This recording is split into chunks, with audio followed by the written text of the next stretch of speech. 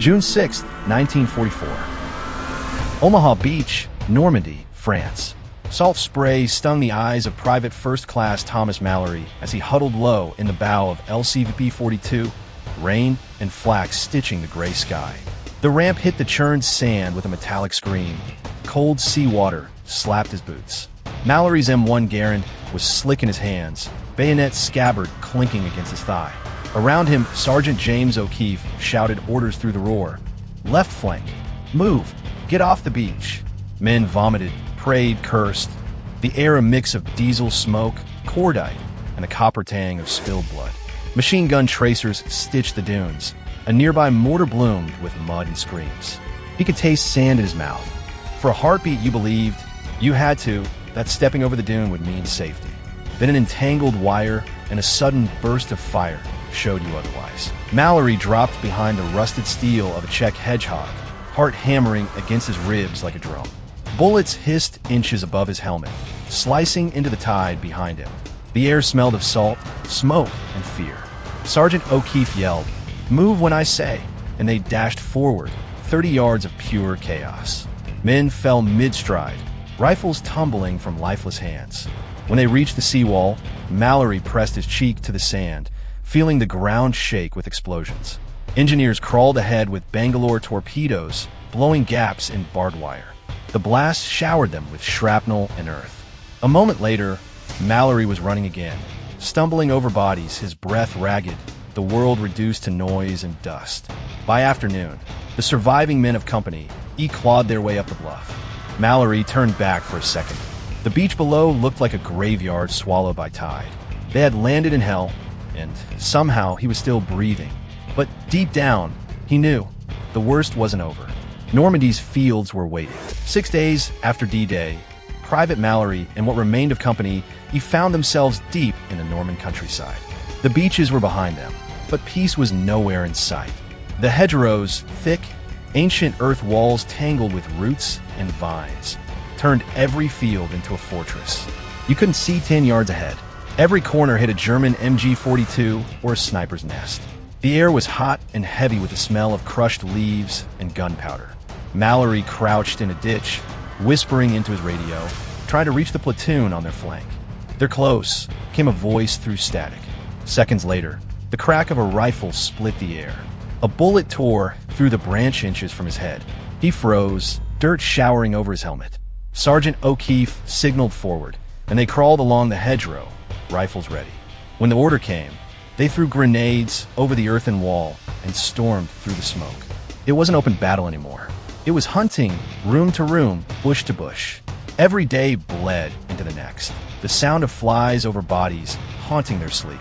And each morning, fewer men answered roll call. By July, Mallory's uniform was stiff with mud and sweat, his boots torn open at the seams. The men of Company E had fought for every yard of ground between the hedgerows, their progress marked not by miles, but by the names of the dead. Normandy's rain turned the roads into rivers of filth. Tanks bogged down, trucks sank, and soldiers slept in foxholes filled with water. St. Lo loomed ahead, a vital crossroads town held by German forces who refused to yield. Every building was a bunker, every orchard trap. Mallory's platoon advanced at dawn, under the low whine of P-47 Thunderbolts streaking overhead. The bombing shook the ground, but when the smoke cleared, the Germans were still firing. Mallory gritted his teeth, clutching his Garand tight as he sprinted across an open road. Shrapnel screamed past him. A shell exploded nearby. His ears rang, vision blurred. When he looked up, O'Keefe was gone. By nightfall, the town was theirs, or what was left of it. Fires licked the ruins, and the stench of cordite and death hung heavy. Mallory sat against a wall, rain washing grime from his face. The silence felt wrong. He realized he no longer remembered what peace sounded like. 6 months later, the fields of Normandy were far behind him, but the war had followed. December 16, 1944, Ardennes Forest, Belgium. Snow drifted down like ash over a landscape carved in ice. Private First Class Thomas Mallory stood guard near Bastogne, breath fogging in the bitter air, rifle trembling in frostbitten hands.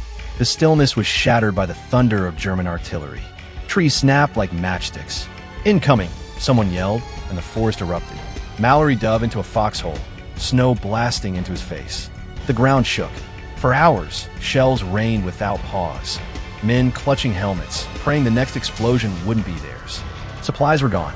Rations frozen solid. Ammo scarce. They burned rifle stocks for warmth. And when the wounded screamed, there was nothing anyone could do.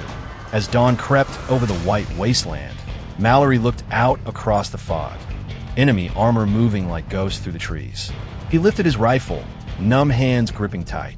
After surviving the beach, the hedgerows, and St. Lo, he thought he'd seen the worst the war could give. But now, surrounded and freezing, he understood. D-Day had only been the beginning. 5 days into the siege, Bastogne was encircled.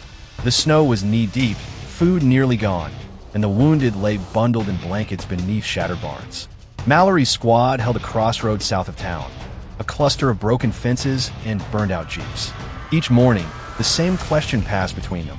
Would relief come today? German loudspeakers echoed through the fog, demanding surrender. The men laughed bitterly. Sergeant Miller, O'Keefe's replacement, spat into the snow and said, "Tell him to go to hell." When the next barrage came, Mallory was thrown backward, his helmet spinning off. He crawled to his rifle, blood running from his ear, and saw the silhouettes of advancing German infantry through the smoke. The men of Company E fought back with everything they had: rifles, grenades, even pistols. The snow turned dark with mud and fire.